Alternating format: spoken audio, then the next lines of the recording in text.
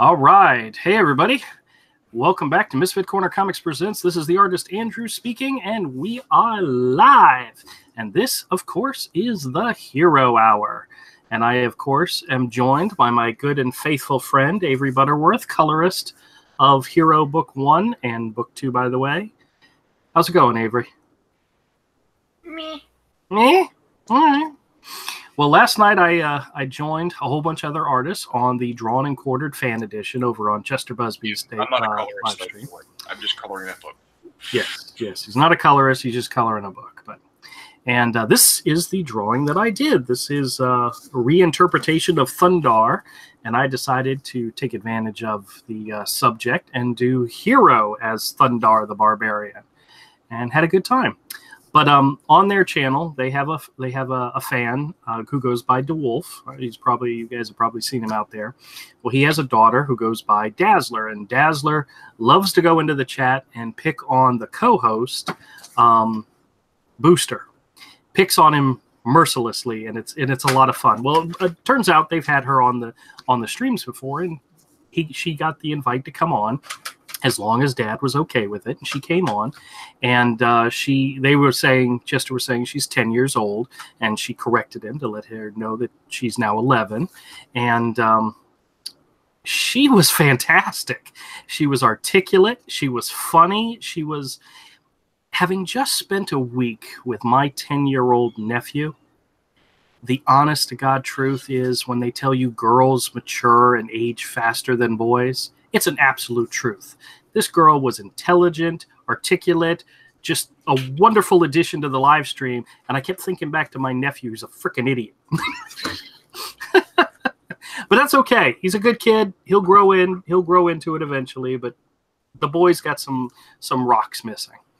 But the best part of the stream last night, I didn't win. I came in third, but I had a lot of fun doing the drawing.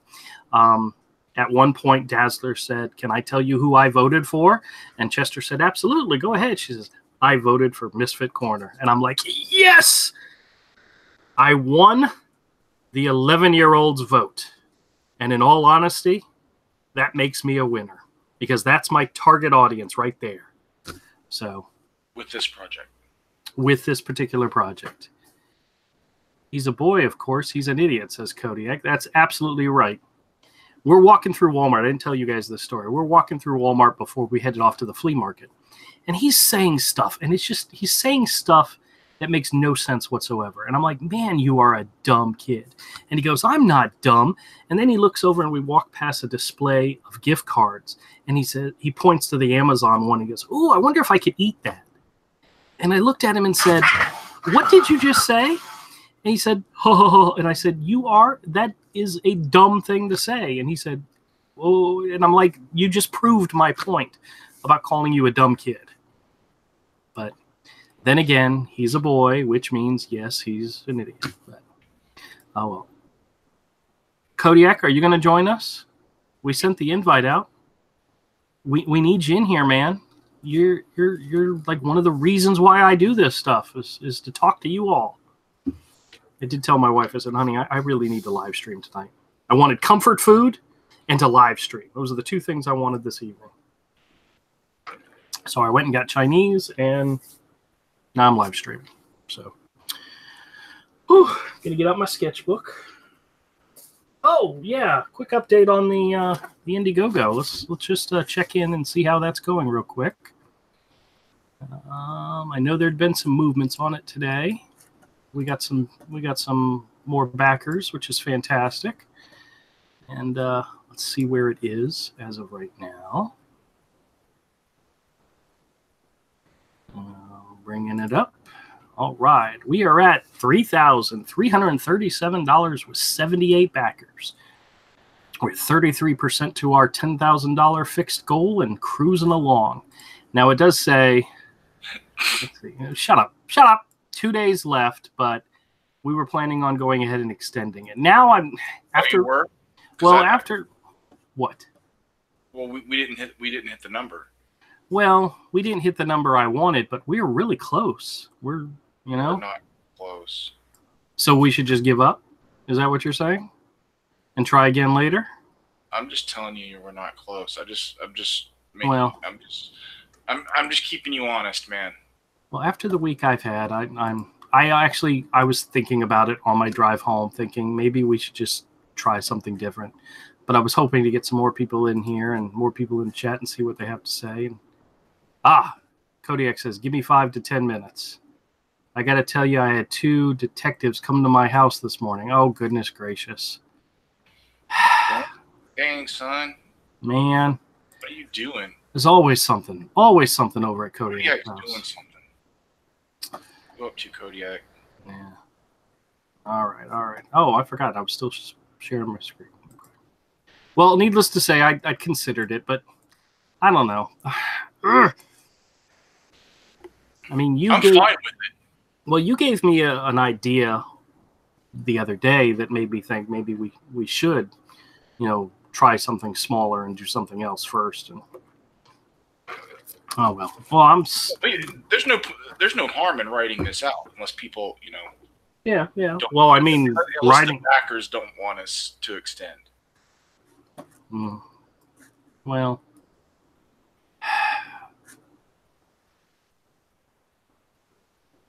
Let me see.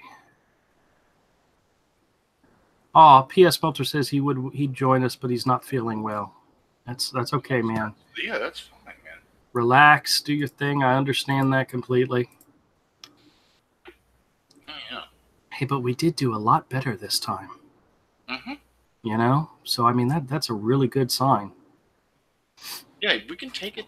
The next 30. Yeah. It's totally fine. I really want to. Part of me really wants to, and after today, a part of me is like, screw it, I'm done making comics, I'm done. But not really. I have too much fun doing this stuff with you guys, Glad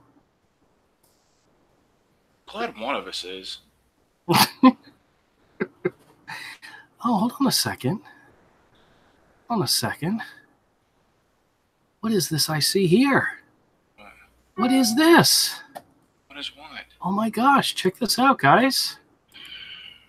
It appears that I may have reached another milestone. What's that? 300 subscribers. Oh, yeah. Woohoo! All right. Fantastic. Now we just need like 10 times that amount. And That's all right. Very cool. I don't know what we're going to do. 300 subscribers, man. Joshua Hughes says, congrats. Thank you very much. Do a giveaway. Give some people some art or something, man. Yeah, we may have to do that. Well, I still got a couple of people I gotta reach out to for the giveaway we did that first week. It's a small list, and everybody's cool, but I need to get out there and reach out and do that. So yeah, maybe we'll do something. Everything the giveaway I had, I've already put that in the mail. Well, good for you. Very good. All right. What's your problem? I don't have a problem, man. I'm living the dream. It sounds like you have a problem. Did you hear? You're never going to be allowed to go to Disney World now? Why? Because they're banning smoking and V-cigs in Disney World. I don't want to go to Disney World, so... Yeah. You should call them up and complain. Say, listen, I'm never going to go there now because of this decision, even though you had never had any intention of it, Yeah. Or is that an SJW move? Yeah, that's it. It's nothing I would do. It's nothing I care enough about Oh, crap. Where's my pencil? Where's my backpack? Ugh. Where's my work backpack? They weren't going to get my money anyway. All right, hold on a second. I took my pencil to work this morning, and I got to grab my backpack. Hold on. So, hi, people. While Andrew is unprepared, how are you nice folks doing? And by the way, I can't see the chat. But you're all wonderful.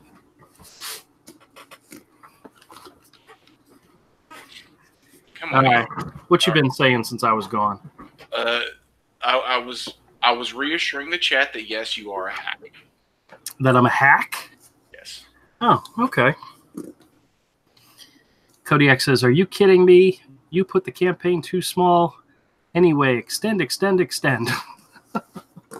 Well, there are new levels of perks that we wanted to add, and I would shut down some of the old ones so they go in proper order and make them real simple. Yeah. Well, that's what we're gonna do tomorrow. That's what we're gonna do. We're gonna extend it, and we're gonna add some new perks and maybe even some specific art perks that. Sorry, I just killed my video thing. Andrew killed the video star. Now, I got a question for you, Avery, and you may not know the answer to this. Have you noticed that EVS has been putting up live streams which are really old? Yes, he's making them public again. Oh, is that what he did? Okay. Well, he talked about that. Okay, well, I hadn't heard that yet, but I thought it was odd that like one of them was from like January, one was from February, and the chat was still there. And I was like, wait a minute, how did he do that? And that makes perfect sense. If he had made it private or whatever, and then okay. Yep. But it comes into my notifications as a new thing. Mm-hmm. That's kind of because it puts out a notification. That's kind of sneaky, you know. Maybe it's sneaky. I don't know. Joshua, I know you were involved in my 300 people. You're such a good man. Thank you so much.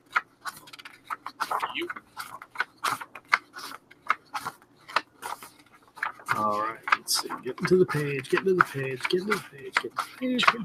I'm getting there. All right. Okay. All right. Mr. Sleestack, how you doing this evening, good sir? Michael Jackson, look what you've done. What?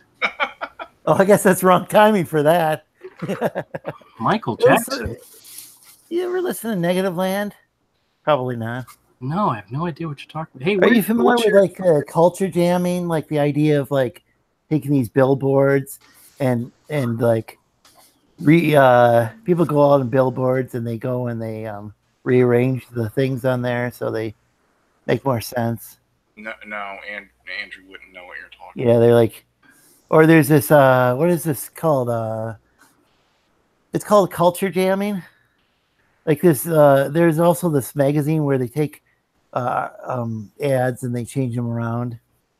No, I haven't heard that. You know, to mock the companies and stuff. No. Well, there's this band that goes and does that with music.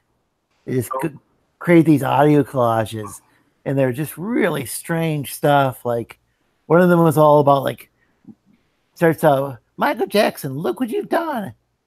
It's like some kids playing their bikes or something. It's really surreal. And then it's like this guy, he sounds like some sort of minister or something, and he's blaming Michael Jackson and Tina Turner and all these pop musicians for spreading degeneracy or whatever. Are you trying to assume that I would know something as obscure as that? Yeah. No. You should. This is great stuff. This is creative stuff. He wouldn't know anything about that, dude. You just know about your pop culture steel case. That's right. Movies. You want to have a conversation about Legos? Let's do it. Yeah. That he knows. Well, so they could go and take Legos and I guess do something with it, I guess. But Adbusters, that's the name of the magazine that does stuff like that. Oh, okay. There are people who go up to billboards, and I'm not advocating it. It's illegal. I'm just saying they go up there and they drape something over the billboard, and like a Camel cigarette ad or whatever, and they make it more entertaining than the original. Oh, okay. I've heard of people doing that. I just didn't know it had a name. What is up? Yeah. It's the pragmatic, it's static, uncanny Kodiak coming at you live from the power of the intrawebs. This is Misfit Corner. Thanks for saving us. You know, I just didn't get on the mute button quick enough, guys. I'm sorry about that. No. Thanks for showing up, Kodiak. Yeah. How you doing, my friend? How you doing? Hi, Kodiak. Hi. Well, here's something culture jammy. Sometimes guerrilla communication. I've never even heard that. Yeah, okay. The gorilla thing I've heard. So we have an alarm system. So we have that camera on our doorbell, right? So I got a thing on my a notification saying you're somebody rung your doorbell, which I hear my phone before I hear my doorbells. And it's these two undercover officers holding a badge up to because you can speak out I was like, who is it? And he holds up a badge, but my speaker isn't working. And I'm like, oh, what? So, for the next 30 to 45 seconds, as I throw some clothes on and run to the door, I'm like, what? What? Undercover Sleeve Stack. Great movie. Yep. What did my kids do this time, right? No, nothing like that. It's in all reality, you go,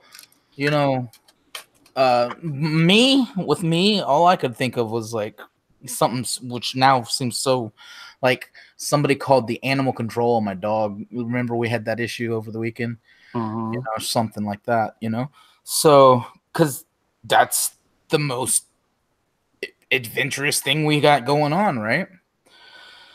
So I opened the door and I even rewatched it because the recording device was working. It just wasn't the speaker. And there was like, we was wondering when the last time you seen the neighbor across the street. And we're like, I just came back from vacation. Don't know anything, not that observant kind of thing. It's like, well, he's missing. And the reason that's important is because he's got a warrant out for his West. Oh, boy. Oh. Okay, now the story behind him is his daughter is my kid's best friend. Okay. But he doesn't have custody of her. Her grandmother does. But here's the thing I found out. That's not her son. That's the father, but not her son. And her mom's such a screw up, such a, druggie or whatever, that she had to take her from her mom. And she did the dad a favor by letting him move in with them, giving him a truck, as far as I know. Most I've ever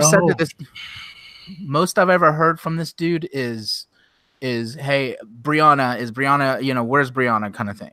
Oh, I should not. Vaccine. Yeah. Dude. Yep. Well, this stream goes down.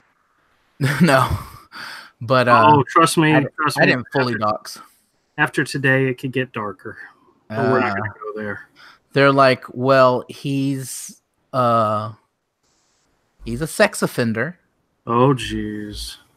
And when I rewatched, there were several things I didn't catch what they said.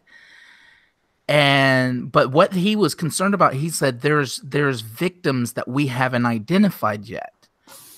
And I didn't catch that. He's like, so we were wanting to know if your kids have ever been inside. I'm like, absolutely not. The saddest story I've ever heard. Right? Especially when it's your, it puts your kids right in the vicinity of an actual predator. Terrifying, yeah. Not somebody who's done something, not somebody who's done something in the past, an actual predator. He was preying while you were across the street or whatever. Caught the grandmothers by surprise, of course. The detectives were real adamant about that catching her by surprise. But so I was like, yeah, luckily I'm a stay-at-home parent. I'm really cautious about this exact thing, so I feel vindicated. Yeah. But at the same time, it's just like so I've had time since they've left to kind of go, well, that paranoia I have of this world that everybody's like, oh, you're being too paranoid. You keep your kids too close. Well, I just got vindicated. Sure. Hey, Ape Sapien, how's it going, man? You don't want to keep them too close, though, to the point where they are afraid of sauce.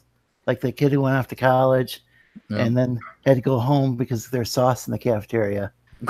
They're sensible parenting. No. And then they're overprotective.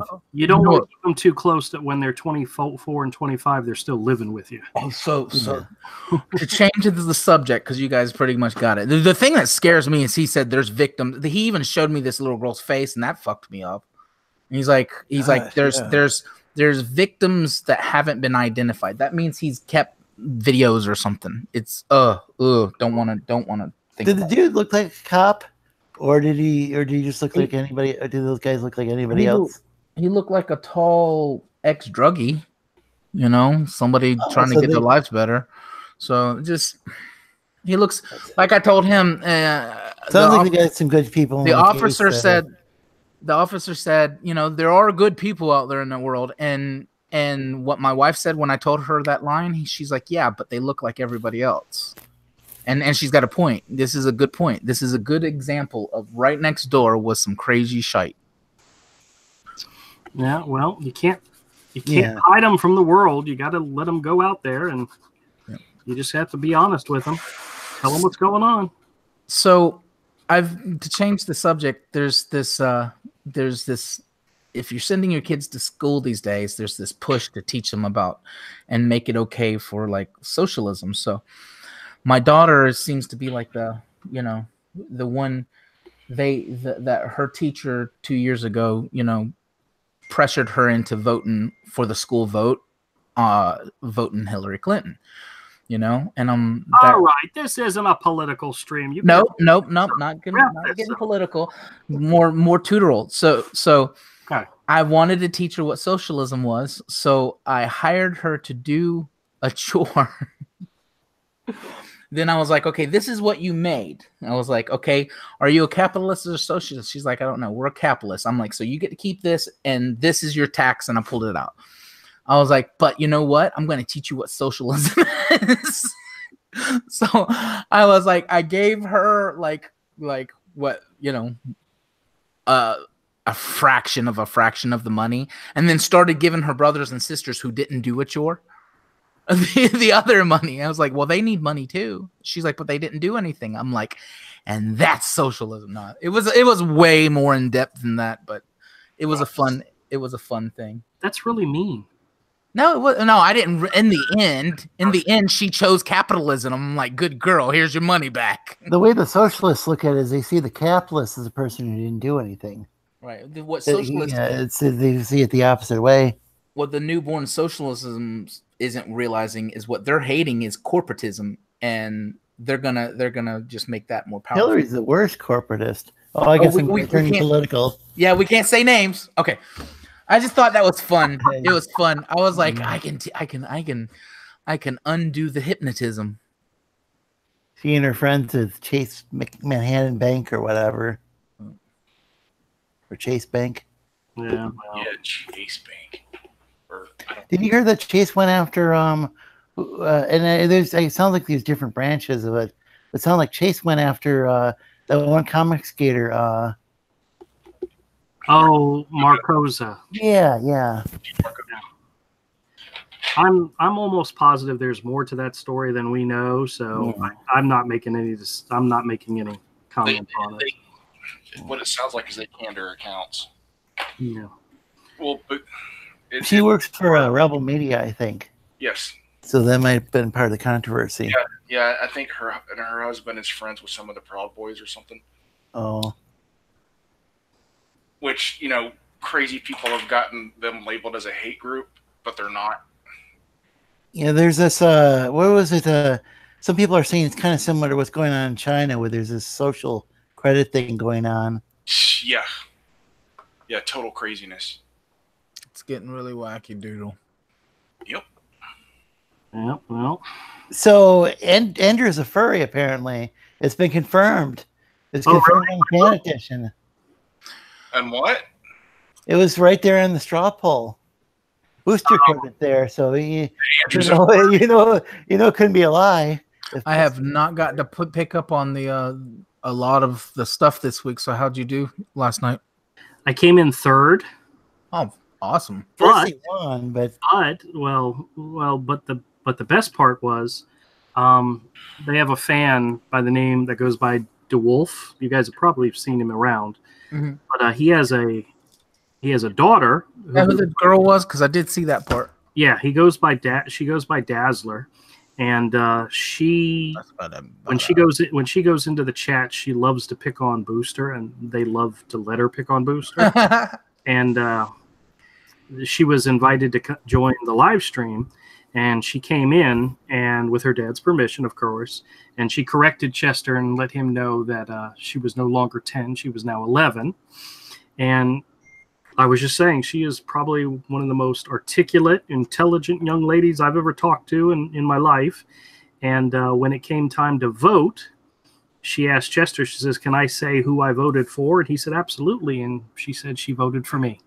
And I said that I won because of that. Because that's my you went over your demographic. That's my demographic, and that's perfect. And so I had a good time. I did a pretty cool drawing. I made a video out of it and put it up on my channel, and most likely I will put it up for sale in the auction, and maybe make some money off it. You never know. I assume you want all ages to be able to buy the book, but you definitely want 11-year-olds to like it. Oh yeah. It's hard getting stuff in front of 11-year-olds, though. They've got to be really interested in it. Right now, you're marketing to the parents, because there's a lot of parents in Comicsgate. They love to call us incels, but the reality is there's a lot of parents. Yeah. And parents are the ones with the pocketbooks and wallets to buy stuff for their kids. Okay, now, by any chance, have you guys seen Nasser's videos in regards to Richard Pace? No, I was starting to watch it when y'all went live and realized it's beautiful. Yeah, it starts off pretty. It's once again calling them out, dude. Like the way Nasser needs to get with Nick Rekieta and find out if any of what he said was even partially true. Nasser is a bit fearless, bro. He's Nasser is Comicsgate, dude. Yeah. Oh yeah. Base Nasser. Oh yeah. Base Nasser. I remember. That should be his nickname. I remember back in the early days when Zach would live stream, Nasser was in the chat all the time, dude. Yeah. Nasser kind of grew up in Comicsgate, didn't he? Yeah, man. Well, I did invite a couple extra people in, more than normal, because I never know. Did you throw Chester his invite? I did throw Chester an invite, and Isn't Chester doing his fan speak? Yes, Chester's live now. He's currently doing it live. So I told him we start around 7:30, and he said that's like right before my show. I said, I know, we always get your notifications. So it's all right. Oh, it's all right. Is that right? Side. So I'm going on, if I get the link, I'm going on Pope Fire stream after Chester's stream's over, which I don't know when it ends. Cool. Give us a plug, please. Oh, sure. I'll do my best to remember. Don't feel I think Rick was plugging your stuff earlier in Cross Comics. Cool. Oh, okay. I didn't join Cross's stream today. I was trying to take a nap after I got off work because I slept like 3 hours last night. Couldn't sleep. Oh, I didn't get a text message about tomorrow, so I get to sleep. Four. I slept 4. No, Ryan's gone. I thought he wasn't leaving till the end of the month. Well, right now Ryan's in the hospital. Oh, jeez. You'll have to tell me about it later then. Yeah. Goodness gracious. Why the hell is everybody going into the hospital right now? It's these old people. It's got to be the old people. Darken the tip of these feathers just a touch. Ugh. All right. What are you working on now? I was just doing a slight touch to okay. the cover. Oh, I got a notification that you did something to the folders in the Dropbox. Is there something there I need to get, or the cover? Oh, well, you're still playing with it. Yeah, I can re-upload. Well, I didn't plan on messing with it.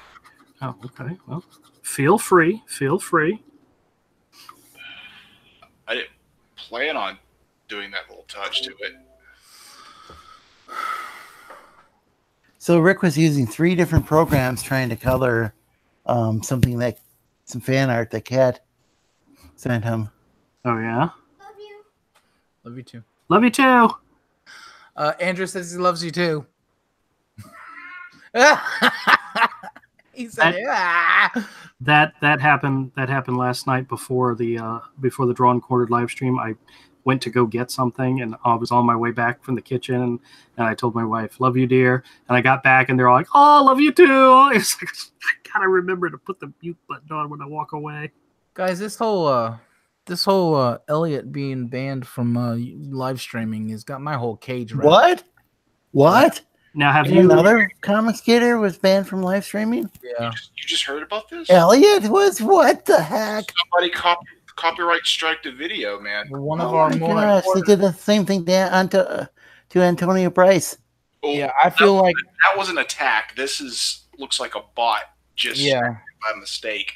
And Yeah. Elliot's channel, so when you're small and that happens, it's hard to get anyone to take the time to look at it and make it right. yes, this is true. When you're a small channel and you get struck, Yeah. it's much harder to appeal it. But Elliot being a go-getter, he's already retweaked his Twitch. He's done a Retweaked his Twitch. yeah. What is that? I'm proud of myself for that one, actually. That's what she said. Whoa. This is a family show, okay? Family show. You already cursed, dummy. Did I? Oh, there's one stream, one of the last times you were on, he took it down and edited it. I don't know what he did. I know. I think it was your wiener jokes. No. It was simply the pictures of the. Oh no, yeah, it was of the guy with the boobs, the man boobs, the moobs. Yeah. That's the only part I cut out was that. Yeah, I'm glad because I wouldn't ever want to see that again. Yeah, neither did I. And Nobody wanted to see it the first time around. Oh, I hey Avery. thought it was funny. Yep, me too. yeah, well, next time do it on his channel, please. I mean, I don't care if you do that stuff on my channel. As long as you don't get me in trouble, yeah. I'm cool. Like Andrew's channel tries to be more family friendly. My channel it's an art channel and us busting each other's balls channel. Yeah. So I don't care. As long as you don't get me in trouble, get me banned, say you're doing anything to get me banned, I don't care. Didn't they pass that Article 3 thing? Busting balls, ball busting channel. My ball busting channel. Yeah, I thought this was. I really wish it would go back to the epitome of free speech, but it definitely looks like it's getting funky. Just be glad you don't live in the UK. Yeah. Or anywhere in the EU now that they passed that. Was that only in the EU that they passed that? Is that what that was? Well, it's the rest of the internet follows their laws, don't they? I mean, they don't have to, but isn't YouTube? Yeah. Let's hope they don't. Well, YouTube basically is like we cover our own butt, so goodbye, and you can't blame them for that. I mean, that's one thing my wife's boss, before he turned this, one of the reasons she won that store, told her is like, Don't tell your wife. Huh? Yeah, I'm not. But it's basically,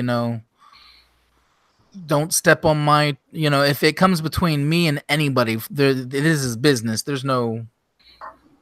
But if what happens if the YouTube ends up being in violation of EU law by not putting the filter in to censor things? That's just it. They're going to get so strict on it where you can't really do anything. And it's going to be like a one-time you're out thing. And then like Elliot, he doesn't even still know he's been so careful. So it's so weird. He doesn't even know what he did because they won't let him view the video. This is another reason you might want to keep. That's creepy.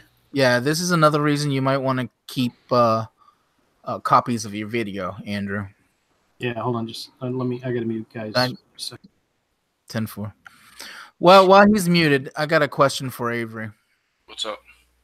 You ever get to a point where you both have too many projects you want to do and have no idea what you want to do? Like you you have a lot that you eventually want to do, but you can't get. I don't even know what to say, dude. I've been trying to, go through all my files, and I'm reminded of all these things projects that I want to do, and it's actually causing me not to do anything. I don't think I've drawn for like 3 days. Yeah, pick one. What if I pick the wrong one? Pick the most right now. Pick the most commercial sounding one. I don't want to. I want. Right now, I'm in this phase where I made myself like screw all the rest. I need to find the love of it. So I'm actually like, if it's your idea, you should be able to find that in any of the ideas. Then I'm actually wanting to do some, heavy metal, grotesque, or I don't know, something. Know the balance. Know the balance. Up until I got a visit today from the popos, I was wanting to do something sexual, but that threw off everything. All right, what did I just jump back into? You know what? You know what would probably do well? What? A bad girl comic in the vein of like the way Vampirella used to be in like the late 70s or even Lady Death in the 90s. I'm talking like when Vampirella was real good, dude. What's his name? Lopez, something Pepe Lopez or so. Pepe. No, there was a art. I was going across some Pepe Le Pew. I was going through some of his work today on Pinterest. Trying to think of who you're talking about. I'm not sure. But it's Vampirella stuff from like the 70s when Vampirella was a magazine. Oh, okay. I know what you're talking about. Yeah, I know the era you're talking about. Yeah, being Pepe Lopez. No, it's not. No, is that tequila? It's tequila. Gonzalez, Jose Pepe Gonzalez. There we go. Yeah, look up his stuff from like the 70s, like Vampirella, late 70s. Insane. But it's when Vampirella was really transgressive. There was nudity. Like they didn't play it safe. Yeah, that's what we've had to be careful. I think there might be a new window of doing something and saying, well, I was watching the Motley Crue movie last night, and I was like, you know what? That's what we need. Screw it. I was like, screw it all. Let's just do hair metal. You mean hair metal? Yeah. No, just rock and roll. Like, yeah. I never liked the bands in between Motley Crue, but I always loved Motley Crue. Go ahead. Yeah, Motley Crue is great. Some of the other hair metal bands. Yeah. And they had their hits. I mean, Skid Row was awesome, but like Poison was just a carbon copy.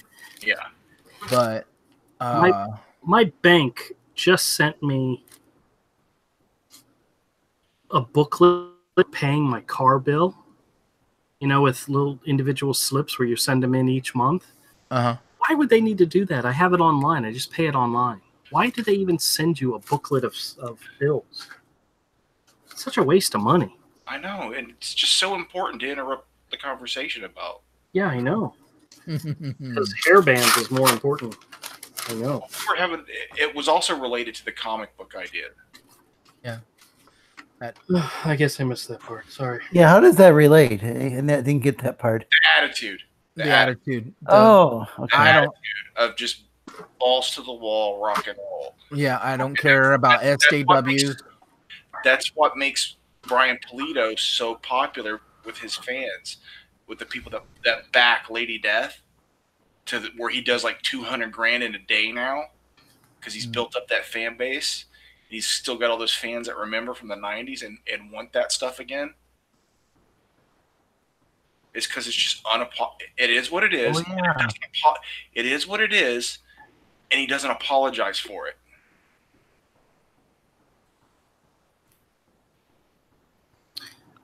Looks kind of gothic to me. Jimmy Oatmeal says, "Hey y'all, really gothic." Hey, Jimmy, how's it going?" And SJW Joshua says, "Schools should teach socialism in pre-K. Yeah, I'm pretty sure they do. And Yeah, then Yoka Milk says, "Yo, be right back drawing. What did you use to talk? And it's been put in place, but we can still access it." I think he's talking about the Discord. So, okay. If you're talking about what I use, I have a blue snowball. I love talking into my blue snowball. Hey, if anybody's out there, make sure you do a thumbs up or a thumbs down. Either way is fine by me. I'm not. What? I'm with Lorenzo on that. What? No. What? Why? Why what? Why? Oh, what? gosh. It's okay to hate me. Everybody else does too. Mr. Eeyore. I mean, honestly, if you put a thumbs up or a thumbs down, at least I know Eeyore. you took the effort to do it. You know. Oh, you sad sack bastard. Yeah, that's part of being being me. Oh, jeez. Oh. People worry about me and my depression. Yeah, I would. I'm here to stage an intervention. Yeah, I know. I think you're enabling Andrew. Man, look at this. This has now been 3 full months. Look at the sketchbook. The cover's getting ready to fly right off. Just Oh, isn't it beautiful? It's beautiful, but yeah. Actually, I have a sketchbook that I kept during my senior year of high school, which is absolutely gorgeous. It's wrapped in tape, and it's like 3 times the size of the original sketchbook because all the crap I put into it. But I don't even know where that sketchbook is at. I know where's mine that I tried to make look like Book of the Dead? The Necronomicon thing. That was awesome. Yeah, I built it up out of glue, out of Elmer's glue. But the spine broke. It's not in one piece anymore. Oh, that's so sad. It broke a long time ago. Oh. Andrew. Yeah. You make me sad. Oh, I'm sorry. Hey, how many pages you got done for this week, by the way? Or how many will you have done including the cover? Including the cover, I could have 3, but I wasn't going to do 3. Well, you just need to let me know how many you do. Because I could make it 3. Well, take your time. No rush.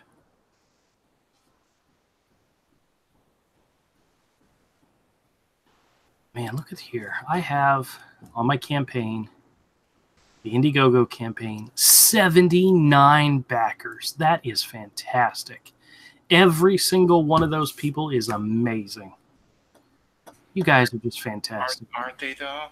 I just wish we had 10 times that amount. I wish we had 10 times that amount of people out there that cared as much as these 79 do. And fix those tiers. That might help. I'm going to fix the tiers. I am. I'm absolutely going to fix the tiers. So that might help. That'd be nice. I don't want 10 times that. I want like 100 times that. I'm not going to lie. Avery's always. Avery and I'm always thinking small. And I'm always That's what she said. And he's. Now, how come you drew him blue? I didn't draw him blue. Well, how come he's colored like blue? The lighting. Okay, I kind of like it, but I just. He's always got a blue tinge. He's just a little more blue in that panel than I intended. Yeah. Because I didn't color match the page. I didn't have my color pickers. My color picker's weird, man. That's what she said. What? Dude. It doesn't make any sense.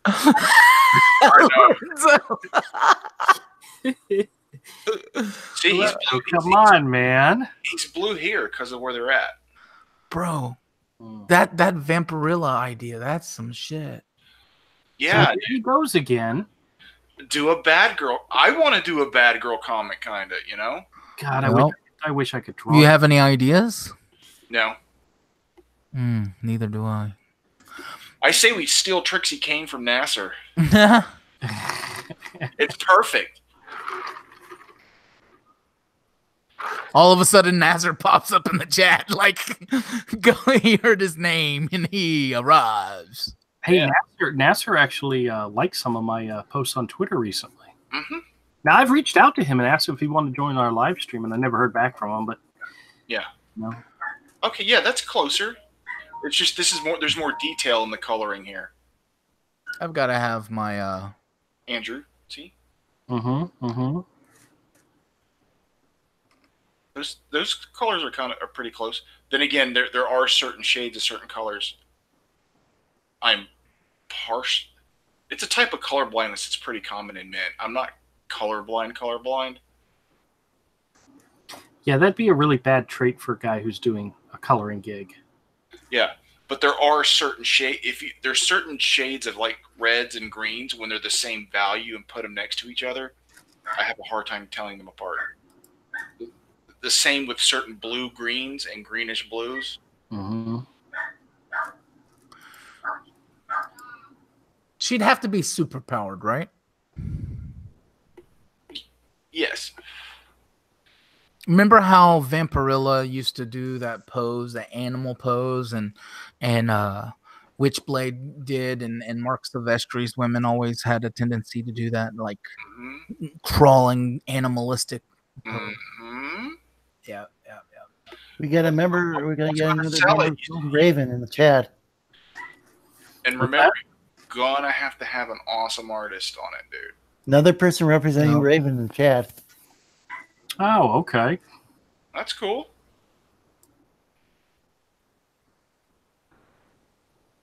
That's cool. Tosspot says, "Say Nasser."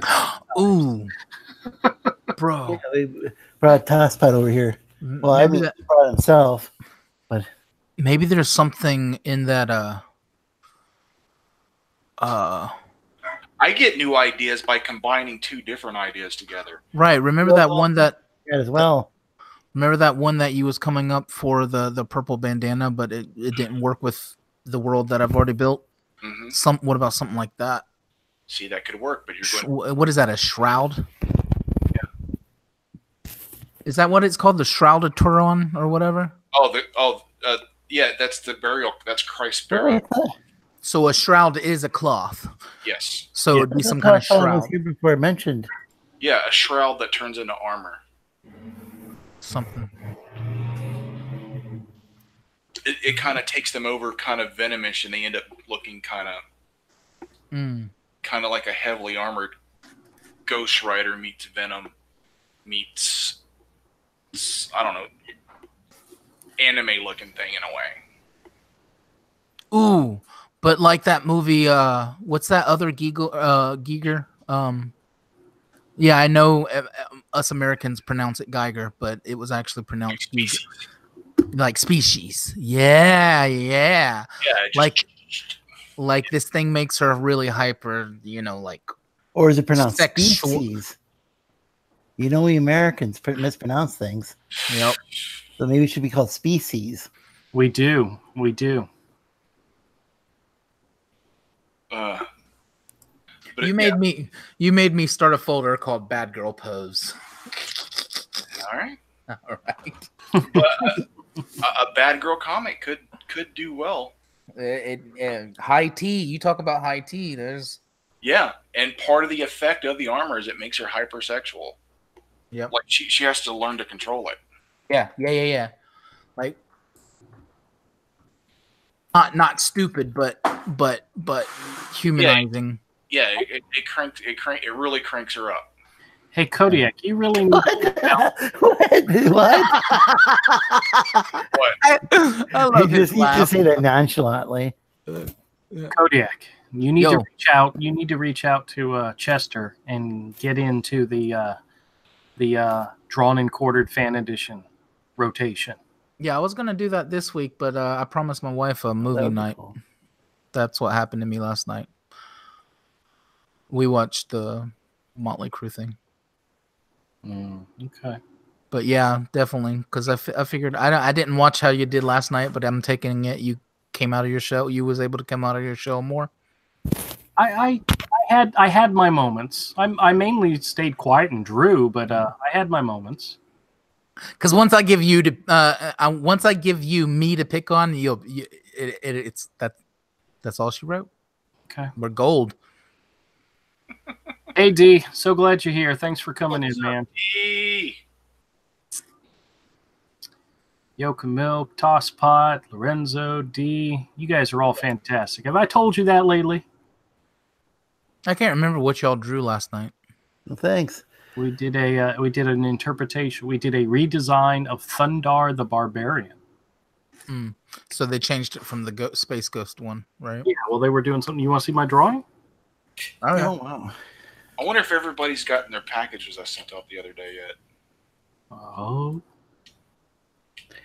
I think I was maybe on Please tell me. Ortiz's stream when that was going on, but I went over and made sure I voted. Well, I do appreciate it.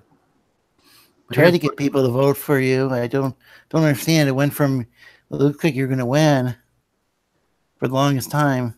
They kept that poll open a little too long. It's all right. Well, one of the things I think that's funny is Chester goes, okay, we've got 45 people in here, so I expect at least 60 votes. Yeah. I'm like, okay, that's great. But I had a fun time doing it. I like drawing Hero as other characters. I've drawn him. I had when I did my first IndieGoGo, my first Kickstarter campaign, one of the people I know asked me to do Hero as a Star Wars character, and I had already done one of his sisters as Princess Leia in honor of. It was right at the same time that what's her name had passed away. Yes. So I did a drawing of Princess Leia, but as one of the characters from Hero. So I drew Hero as Luke Skywalker. So I gave it part of the thing was I gave him both sketches. One was Luke Skywalker, and the other one was Princess Leia. I wonder if I still have those pictures somewhere. Let me see if I can find them, and I'll share them with you all. I mean, they were 6x9 small little sketches, but I think I could do a Star Wars parody, but instead of like Family Guy characters, all Hero related characters.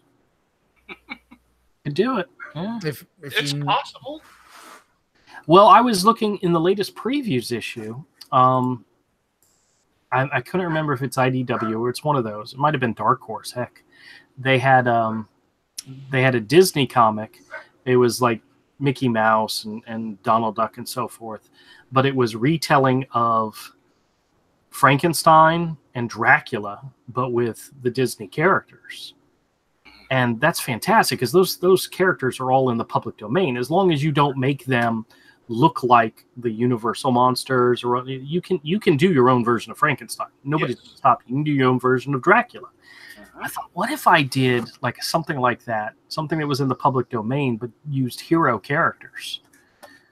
So it's absolutely something that could be done. Disney did it, and that's how they become the freaking huge thing they are. Yeah. That's exactly 1,000,000,000% what Disney did. That's it. I came for busted chops. Where are they? Oh yeah, we do that all the time with them. Actually, Lorenzo's getting the best, and all he does is just kind of what did you chops? Yeah. Making fun of him for being a furry. Oh, jeez Louise. Not a furry, people. Not a furry. You and your furry fandom. Oh, what if it was an anthology with like multiple bad girl stories? Good to see you, brother Eagle 43. Sorry to interrupt. Yeah, Eagle 43. Appreciate you coming in. Yep.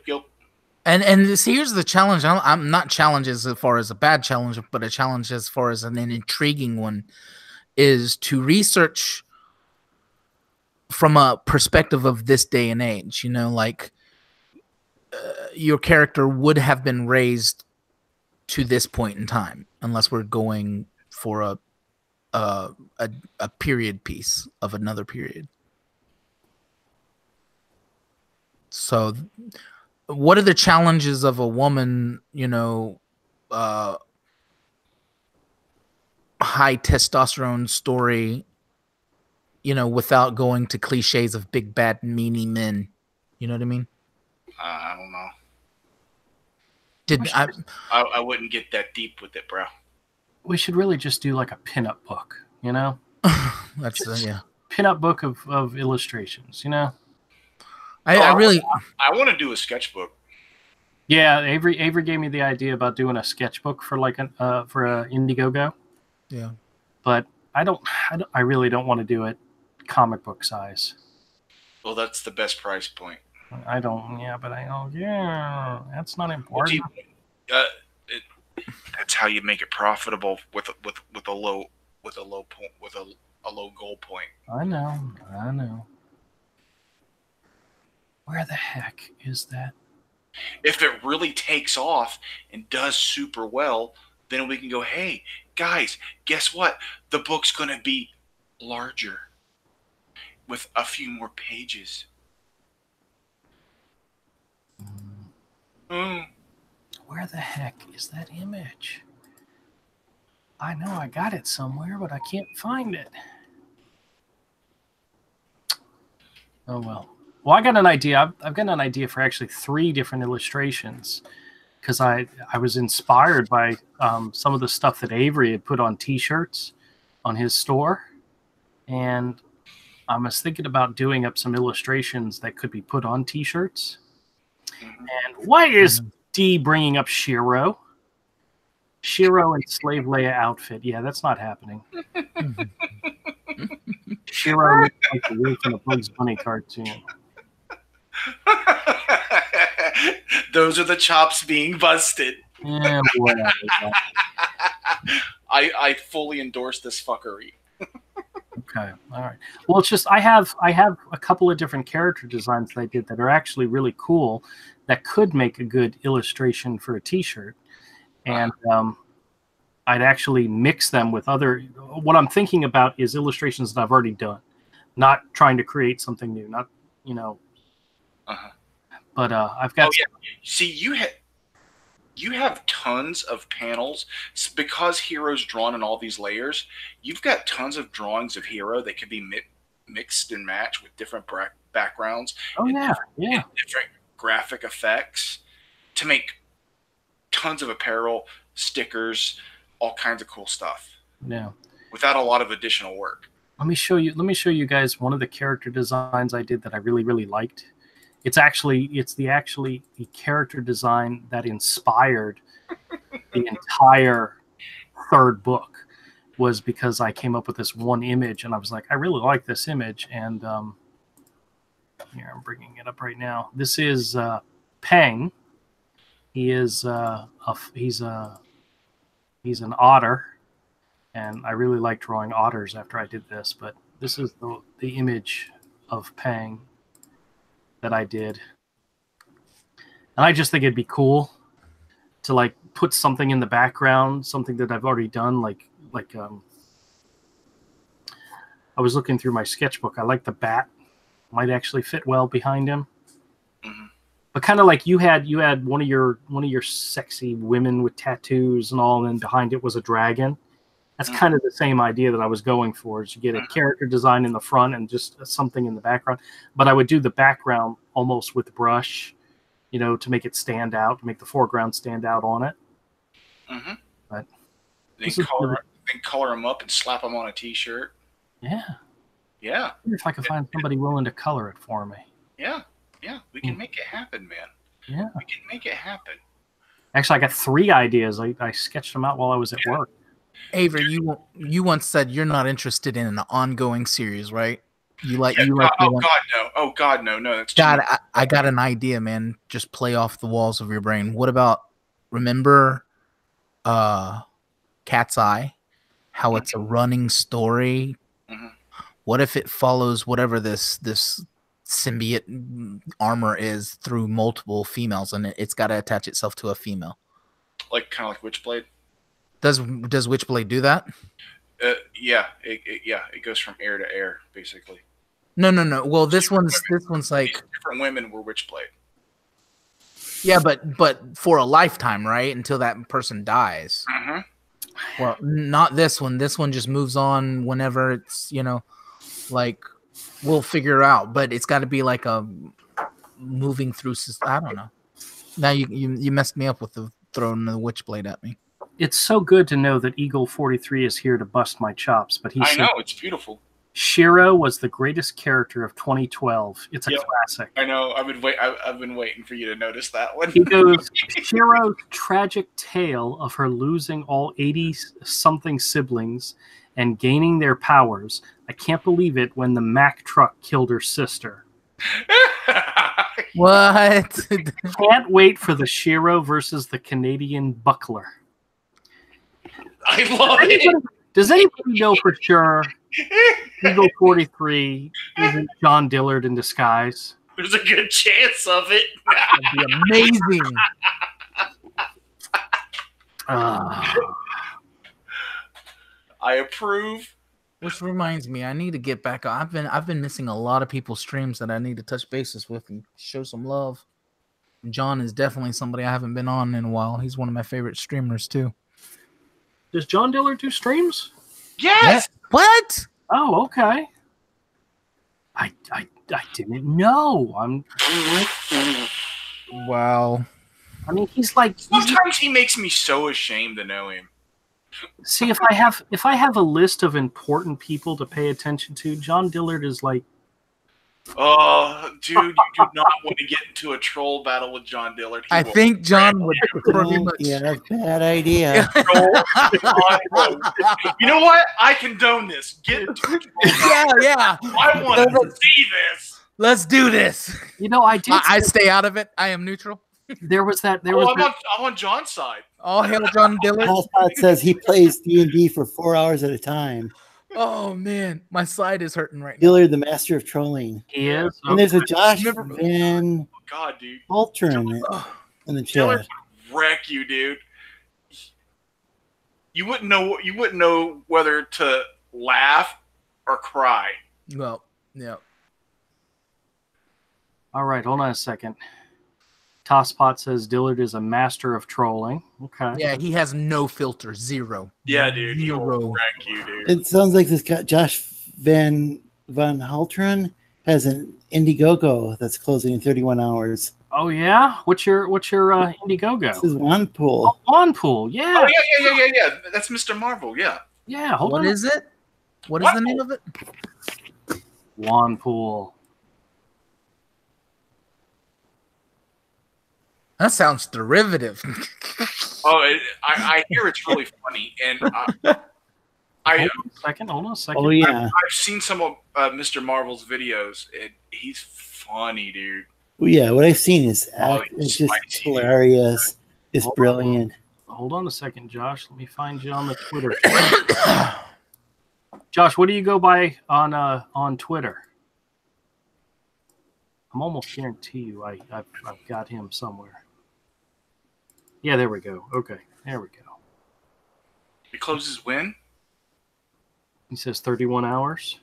Okay, I need to go back that before it closes. Because I do want a physical, since Juanpool's being physical, I really do want a copy. All right, hold on a second. I'm following. I don't know why we weren't already following. That's weird. It's not like we don't drive in the same, Was it digital before? Yeah. A while back. Oh, okay. That's why. Yeah. Oh. All right. Did you ever read Vampirella? I bought some a long time ago. Yeah, I had a ton of them. I bought some Liam Sharp ones a long time ago. But like me, you don't really, except for the pretty skinny of it, you never really read it. Yeah, no. Yeah, Exactly. Same. I bought it because it had the what I bought had Liam Sharp art. That's why I bought it. My dad had stacks and stacks of them, and You know that That's funny because I pulled a comic. We were at the comic book store this weekend. I pulled a comic out of the 50-cent bin, and I'm flipping through it. And I said, "Hey, Avery, look at this. It looks like somebody was doing like a really cheap version of Liam Sharp." And then I looked at the credits. Turns out it was really early Liam Sharp. Oh, well. Hey, man. How's it going? Hey, how you doing, folks? Welcome to the show. Hey. What have you been up? What have y'all been up to? Not much. They're picking on me for some reason. I don't know. Hey, why. usually it's him picking on me, so I'm not even. This is my channel. I'm hosting it, and all of a sudden everybody picks on me, but that's okay. Yeah. Yeah, no. I was actually supposed to go on with John Malin tonight, but he's got some technical difficulties, unfortunately. So. Oh no. Very cool. Yeah. So I'm just pretty much just shopping around for live streams. We could shill a little bit more in our final hours. Go for it. Yes. Oh, that's so funny. Yeah. So you guys, are you guys familiar with Juanpool? I know a couple of you guys are. You mentioned it. I'm bringing up the campaign as we speak, so we can take a look at it with you. Oh, that's beautiful. Yeah. I'm actually wearing the T-shirt that we're offering with the campaign right now. That's the Ask Me About My shit post agenda. Yeah. What? That's, Very nice. yeah, if you go through the images at the top there, that's the shirt that Radical Nemesis wears. She's a new character that is being introduced in issue 2. So she's definitely a favorite of Mr. Marvel. So you can expect if she's wearing a shitpost agenda T-shirt that she's a little spicy. Very nice. Very nice. Yeah, and not only that, but we're well over our initial goal. We've hit several stretch goals already, so there's definitely extra swag to be had with this campaign. Well, let me ask you a question. Did you go for the initial 30 days, or did you do more than 30 days? We just did 30 days. Are you thinking about extending it? We're not going to be extending it, no. We will go into in demand afterwards. Okay. But one of the reasons that I want to shill these last few hours is because we're really close to our $10,000 stretch goal, and that's probably the most important one, if you ask me, because that's going to get us additional story content. Oh, excellent, excellent. Yeah, and what that's going to be is going to be a substantial preview of Mr. Marvel's next project called The Offspring. So definitely a very good reason to back. But also, if we hit that 10K stretch goal within this 30 days, then people are also going to receive a Juanpool logo pin. Very nice. Like one of those button pins. That's a lightning round stretch goal that I introduced. So one of the things that we've been doing with this campaign to keep it really interactive, and keep people invested in tracking it and following along, and spreading the word of Juan, is I introduced these things that I call lightning round stretch goals, where I pick a time frame in which to hit a certain goal, and if we hit that goal within that time frame, it's a difficult thing to reach, but totally doable. And we've hit 2 already. So basically, if we hit it within that time frame, then I'd throw in a little extra. So far we've had our first stretch goal at 5K, and that one got people trading cards. So we've got 5 trading cards that we're going to be including in each of the books. So there's going to be 1 per book. So if you get the single book, you'll get 1 card. If you get the double book, you'll get 2 cards. If you get the everything bundle, which is the best deal, you get all 5 of the trading cards. Very nice. Very nice. And yeah, and our 7K stretch goal was for some pinups, and we've got one of them finished already, which is by Miss Sashi, and that's of the character Badger Babe, who's a central part of the plot in the story. And the second one is going to be by a team of 3 artists that worked on a pinup for Jack Irons previously together. And that's a combination of Bruce Patinaud on pencils, Vince Rush Art on inks, and myself on colors. And I wish I could show you, but I can't. But the pinup that we did it really came out nice. So we're really proud of it, and we're really excited to be working together again on this one. Just back. Awesome. Thank you very much. The other thing that I did, which was our very first lightning round goal, was a thank you pinup by Carl O'Rowe of Deathsworn fame, as a thank you for getting us to our fully funded goal within 24 hours, which was our first. And then the third lightning round goal was for sticker sheets. So we're going to have a sheet of stickers, including the Revengers, which is basically the indie comics version of the Avengers, with Juanpool, one of my characters, J-Pop, Jack Irons, Sugar Lightspeed from Little Girl Lethal, and several others. There's one Amar from the Ferryman, which just started up its second issues IndieGoGo recently. There's Sporkman, who's also starting up this weekend for his Kickstarter. It's his second try. The first one failed, unfortunately, but they're keeping their head up. They don't let it get them down, so that's good. Been there, done that. There you go. Yeah. So it's pretty exciting, and we've got our last lightning round goal, which is going to be for the pin, and then there's that 10K stretch goal. So I mean, we're super close. So if we can just get that. Something, I think we're like down to under $300 to get there, so it's like really super close. And refresh and look. You're within 100, less than 100, a little over 150. I can do just that. A little over 150. Thank you guys. Thank you so much. That's amazing. Yeah. Like, oh man, it's gonna be great, man. Like Mr. Marvel, he's only been getting better as he's been drawing. Oh yes, yeah. He's constantly pushing himself. He just showed me some of the behind the scenes design work for one of the characters that he's going to be developing throughout the story, and oh my god, it looks so cool. Like I'm really excited. I love the character development that he is putting forward as his publisher. Like I get to see a lot of the behind the scenes stuff that nobody else gets to see, and I can tell you that like.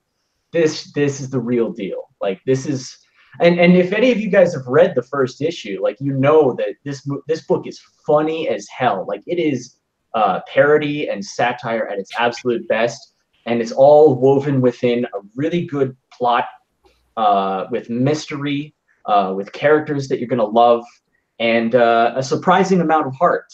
That's what really drew me in initially when I first. Heard of and read Juanpool. Like it really took me by surprise with how much heart was in it. Hey Avery, you know what I noticed about this campaign? What's that, buddy? Looking at the tiers, and they offer issue 1, which had 3 claimants, issue 2, which had 5, and then you get both of them together, 1 and 2, which had 199 claims. Seems to be popular. People want those sweet bundles, man. And the reason people want the set. The reason I'm bringing this up, Avery, is that maybe the addition of volumes 1 and 2 make it even better for people. I think so. The reason why I'm bringing this up is because Avery is right now with our IndieGoGo. It's for the first book in our series, the first full color edition. He's currently coloring the second book, which is already done art-wise, and I'm working on the third book. And we started talking about if we ended up having to relaunch ours, would it be better to do books 1 and 2 together? Where's your campaign at right now? Sorry, I haven't been tracking it very closely. Oh no, that's all right. That's okay. I understand completely. Instead of let's not dox other people. Trying hard not to. But we're almost at the end of our 30 days, and we're at 3,367 of the 10,000 goal. Oh, dang. The 10,000 goal is simply because it's a 176-page full-color graphic novel. Yeah, no kidding. Not just a comic. It's more than that. It's actually the equivalent of 7 comics. But well, yeah, if you add all the bonus stuff in, it's 176 pages. Yeah. It's well, how much just the story is 160 something. Yeah. So we were talking. The average comic is $3.99 to $4.99 for 20 pages now. Yeah. We were talking about possibly either extending it the extra 30 days or maybe letting it end and then come back later with both volumes, because we're not stopping making them. Well, if we come back later with the next volume, that's going to be a $50 tier just to get the 2 books. Not counting trash cans and other things. But on the plus side, you know, a lot of people want to binge this stuff too. So if you do have both volumes, like, I mean, that's a lot of story for people. And I think that is a pretty good draw. You know, particularly because, like, not only that, but like if you have number 2, I think you should always have number 1 available as well, just in case of people that are just finding out about it now. Because I only heard about Hero myself about a week back. You know, right? So I totally agree. Guys, I got something to say to everybody on the channel. To everybody, for half a second, Lorenzo was just talking. Sorry, I was just saying, like Stranger Days. I think there's volumes 1, 2, and 3 available. And I didn't get it when it was the other IndieGoGo campaign, but definitely want to back that. As well as Juanpool and Hero. Yeah. But yeah, for some reason, people want more and more and more. Yeah, but if we do both volumes together, the goal is going to have to be like $20,000-$30,000. I don't know if it has to be that much. It'll be pretty high to get those costs down on printing books that size. And book 2 is bigger than book 1. It is. It's 20 extra pages of story, and that's the thing is, you want people to be able to have volume 1 once you have volume 2 out there. Otherwise, people will be like, "Well, this is the second volume. I haven't even read the first one." Yeah. If you have both, yeah, that's the reason part of why it's so expensive to print 1 is we want leftover copies for the next. Exactly. Yeah. Well, Avery, I also like the fact that they have an everything tier for $45. It includes the comics, the T-shirt, the poster, everything. Yeah. And let me tell you a little something special about that too, because, you know, one of the things that we've got with the everything bundle is, well, because we called it the everything bundle, one of the things we wanted to make sure was that you do get everything. And if you take a look at my screen here, this is one of the posters that you're going to get.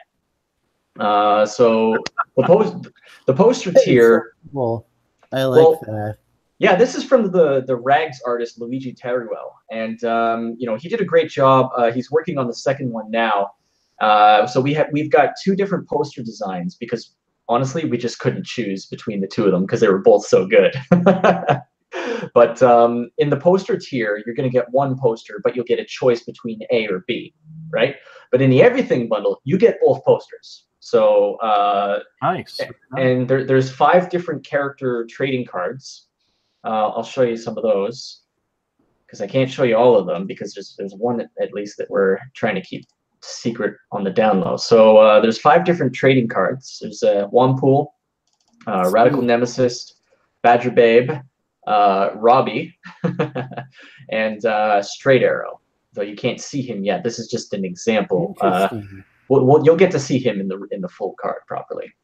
But there's 5 cards. So if you get the single book, you'll get 1 card. If you get any of the other tiers that have both books, you'll get 2 cards at random. And then the only way you can get all 5 cards is if you get the everything bundle. So you get the T-shirt, you get 2 posters, you get 5 cards, you get a sticker sheet, you get 3 pinups. It's a pretty great value. Like, I mean, we really went all out to make sure that if you get that bundle, like, you're going to feel that you're well getting your money's worth. Very nice, very nice. That's definitely a cool bundle. Thanks. Yeah, and the plushies too. Like, that was a really fun idea. One of the people from our Science Wizard Comics crew, she makes these things by hand, and she offered to make a couple of Juanpool plushie pillows for the campaign, and those went pretty quick. I was actually a little disappointed. I was hoping that the last one would stick it out until Friday because I wanted to buy it for myself. That's the fun thing, you know, when you're in comics and whatnot, is that a lot of the times, even if you're working on it, or like me, if you're the publisher of the book, a lot of the times you're also a big fan of it too. So I want that stuff just as much as some of the diehard fans. And I'll show you some of the stickers too. It's this great chibi style by this artist that goes by Raven Monroe, and these are some of the guys from it. We've got more, but yeah, this is the only example I have where they're all together. Nice. Very cool. Very cool. Yeah, so I mean, we got it all, man. We got it all. So go back, Juanpool. Well, everybody out there, take a few minutes, go check it out, and place a request for a perk because we want to get this thing up to 10,000 before the 31 hours. You got a little bit of time, but you know what? Yeah. I hate to tell people to wait because you never know when stuff happens. You know. Exactly. Y'all should know this is life. Life happens, and take advantage of it now. Yeah, and I mean, we only got like a little over $150 to go. Like, if we get 3 everything bundles, that's pretty much it right there. You know, close to it anyway. Yeah, very nice, very nice. Well, I've got to answer a question in the chat because Eagle 43 is not going to let me go on this one. Please, I love talking to the chat. Eagle 43 says, "Will Hero fight Shiro in Volume 2?" You know what? Absolutely, that will happen. Really? Is Shiro from Rainbow Brute?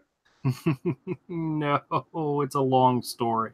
Okay. He says, another good question, is Hero and Shiro related? Yes, Shiro is Hero's evil twin sister. That has been established. It is canon. It is done. And if we get to Volume 2, there will be a story of Shiro versus Hero. Absolutely. Excellent. I gotta address the chat as well, if you don't mind, because a Skull per Toss Pot says I would get that T-shirt, but for the work shit. And he says, Josh Van Haltren, don't just pimp it like Nasser. I'm not 100% sure what he means by don't just pimp it like Nasser. You might have to explain that one to me. But as for the work stuff, I mean, I wore my T-shirt to work today, so. Well, see, I could get away with it because I actually have to wear T-shirts underneath my regular shirt. So yeah, well, I work full time in animation, so we're a little lax with dress code in that industry. We have fun. Oh, I remember being able to. No, I had an opportunity last year that came up where a manager I used to work with at my old company said, "Hey, I'm working for a new company and we need somebody that does what you do. Would you mind applying?" And I did. And I kept telling my wife, I really don't want to go back to corporate America and, wearing a tie and all that great stuff. I hate all that stuff. But they threw a lot of money at me and I said, okay, let me go do it. And I've been very, very happy. But luckily they, like 2 days after I started, they announced summer dress down where you could wear jeans and so forth. And they just haven't stopped. So I'm like thrilled. I wear jeans every day to work. I only wear jeans. I can't stand any other type of pants. Actually, the only time I have to wear regular slacks is at the other job. Ugh, thank God that's stopping, right, Avery? Trying to see if he's still here. All right, guys, come on. I'm here. Okay, come on, guys. There they are. We're just giving you silent treatment. Well, when in doubt, go to the chat. That's what I say. Yep. I had my mic on mute because I was doing something. So who is the Shiro person then? Okay. My character's name is Hero. Okay. And I was trolled by the infamous troll John Dillard, and he did encouragement. Yes, with everybody's encouragement. He did an image of. He drew a drawing of Hero during one of the live streams I was on, and then to troll me, he turned the image into a girl, claimed it was Shiro, and that I had stolen the idea for Hero from him. And I told him I was reaching out to my lawyer, Nick Ricada, and we were going to take him to court. I keep And if you know John Dillard, it's all in good fun, but but he has such a real brutal reality to his trolls. It's classic internet banter. Yeah. I thought he was the meanest person in the world until I was on his show. Yeah, he's a great guy. He's a great people guy. Think he's you never know. He's like that. Yeah, you never know with people. It's hard to tell at first glance sometimes. But yeah, so what kind of stuff have you been doing with your campaign for public outreach and marketing? I gotta wonder, since I'm relatively new to it still. Well, we did some live streams. I was over chit-chatting with Captain Frugal and Nerd Wonder last week. Mm-hmm. I've been on the drawn and quartered fan editions for the past 2 weeks, trying to get enough votes so that I could get over to the pro edition and pimp myself even more. But that hasn't happened yet. But that's okay. I'm getting closer. But that's just good fun. That's just enjoyable fun. So, but we're reaching out to people as much as possible. Once again, the full-time job keeps me from being able to do things during the day and so forth. But I was on John Malin's stream twice, and John's freaking fantastic. He's a constant professional, amazing. We've gotten really down to earth. Yes, we've gotten. Oh, I completely agree. I've been on his show once before, just briefly, but he's always been, really really understanding and friendly and reaches out to even the little people to get the word out. He makes it easy to calm down and be comfortable. Yep, same thing with Edwin Boyette. Edwin Boyette even did a little promo video for us, which was fantastic. And he's featured a couple of times on his Comics Gate review show, which is it's just amazing. One of the things I think is so fantastic about this group of people, I know Ethan doesn't like to say community, but we really are in a lot of sense. And everybody's willing to back people. They're willing to help out. They're willing to give everybody a chance. And it's fantastic. It's just cool. It's just great. And I'm glad we're part of it. And, if we don't win the first time, we definitely try again. So. Yeah. The live streams are great, but one of the things that I've been really noticing is like, we usually get like a bit of a bump whenever we do like a giveaway too, and of course, like nothing's truly for free. So one of the ways that I was able to support doing giveaways for the Juanpool campaign was by doing some commission work as well, and putting all that money towards buying books for giveaways. And so I was doing what I call the Juanifications of people's profile pictures. So I had some, and if you'll show my screen for a second here, I can show you some of them. Sure. So people would send me their profile pictures, like this one here, and then I would do a draw over, redraw it, but with like sort of a Juanpool character kind of aesthetic to it. With like pouches, the pink colors, and all that stuff. And then I would give them a name and all that stuff, just for fun. But also, it was only $15. They were quick, and I was able to blast them out like one a night, even with the full-time job. So relatively inexpensive. They're fun. Like everybody, it's for their profile pictures. So there's a lot of like spreading the word of the campaign through doing these. And I'm sure we've gotten some sales just from people seeing all these Juan Sonas that people get made for this. And then, it goes towards getting more people books, getting books in more people's hands at the end of the day. That is a cool idea. Yeah, so this one here was Admiral Sharat. She commissioned me, and I turned her into the good Admiral Lady Pouchington. Oh, very nice. Very nice. Yeah. Then there's Guardian Angel here. I turned him into Kid Quesadilla. This guy here actually made his own Wansona. He didn't really have a name, but I think I gave him a name and I updated the art, and I called him In Fuego Loco. So like crazy fire. Very cool. John De La Rose became Juan De La Rose. Gave him that sort of bandito kind of style. And notice I include the Juanpool logo in every single one too. Everybody gets the Juanpool logo. Very nice. Then this lady here, Sarah something, and I made her bonded to the Juanum symbiote. Nice. This was somebody gave me a picture of his. Somebody gave me a picture of their kid, so I turned him into a little baby Juanpool. This guy, he's like this crazy demon necromancer thing, so I turned him into the Taco Mancer. Nice. These are really creative. Yeah, thanks, man. They're fun, man. Like, right? Like, this is a good way to really kind of like get a good value. Yeah, get the community involved. Good value, custom artwork. All goes towards the campaign. Gets more books into more people's hands. Like, it's a win-win-win situation with this stuff. The man of sex became the man of mechs. Nice. And I always point this out because he's got the pocket squares, and I turned it into a pocket taco. Very nice. Ba-da-ba-ba-ba-ba-ba-ba. Yeah, if anybody wants me to turn their avatar or their thing into a hero character, I could definitely do that.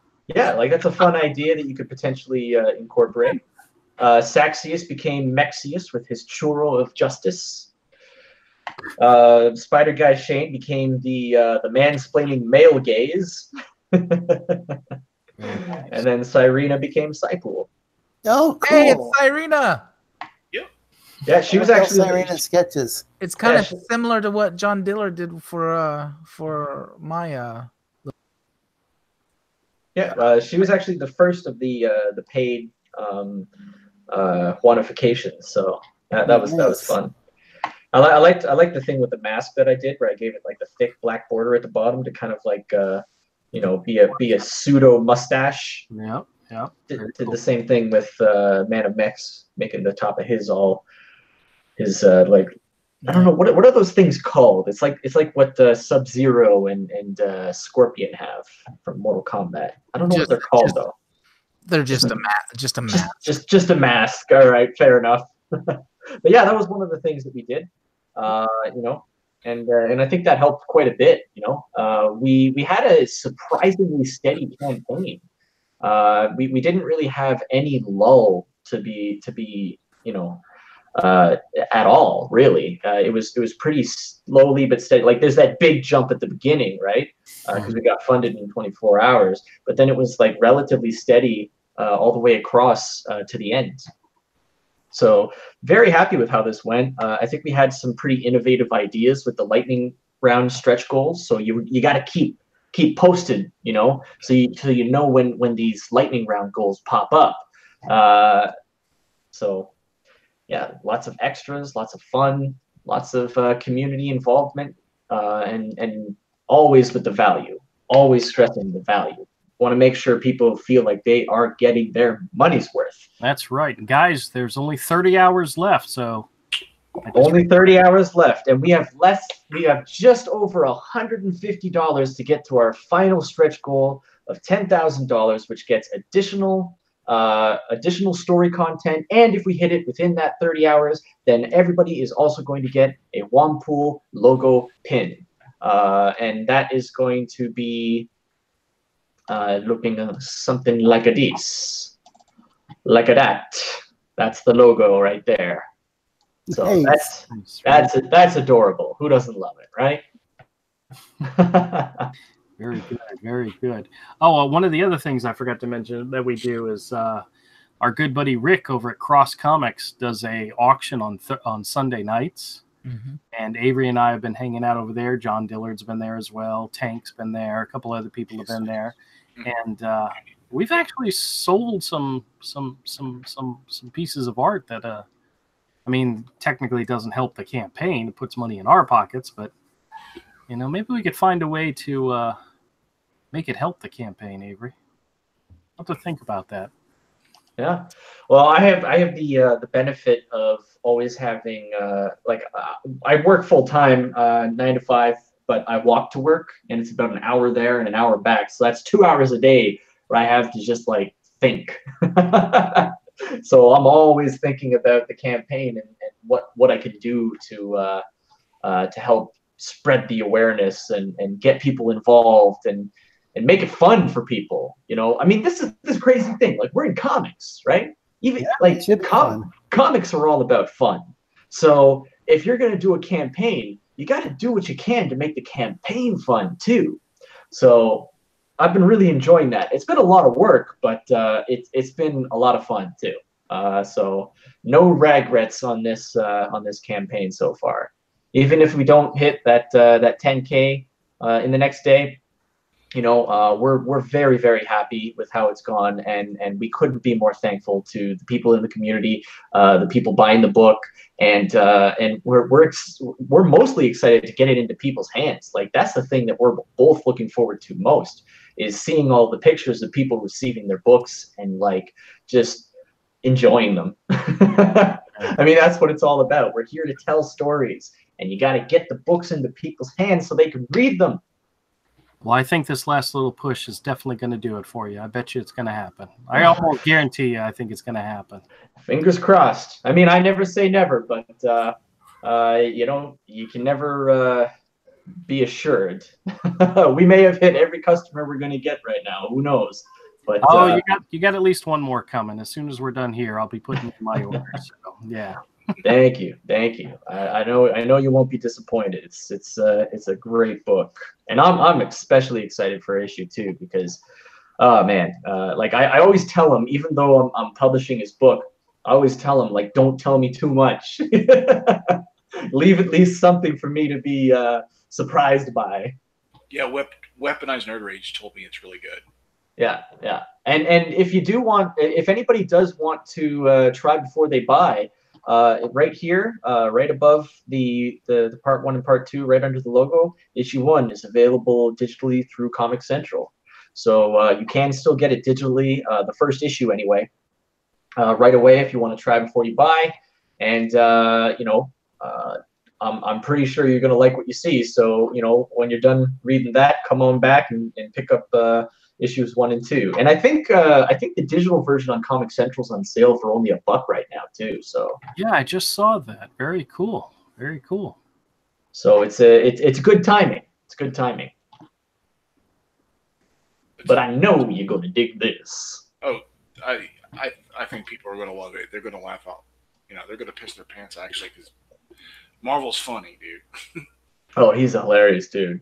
And oh my God, some of the stuff that we've got cooking up for our next project, it's spicy. It's real spicy. Well, very cool. Very cool. All right, so where are you heading off to next? What's your Who next? knows? Yeah. Where am I heading off to next? Is in like our next projects or next live stream? Just keep shilling. I was talking about the live streaming for shilling, so everybody knows where to go. Well, I don't know. We got to find out what's happening. Who's available to shill with. But yeah, as soon as I find someone else, like I'm gonna be just like bumping from, you know, one stream to the next as long as I can to keep shilling in this last final push. Do you have your own YouTube channel? I do.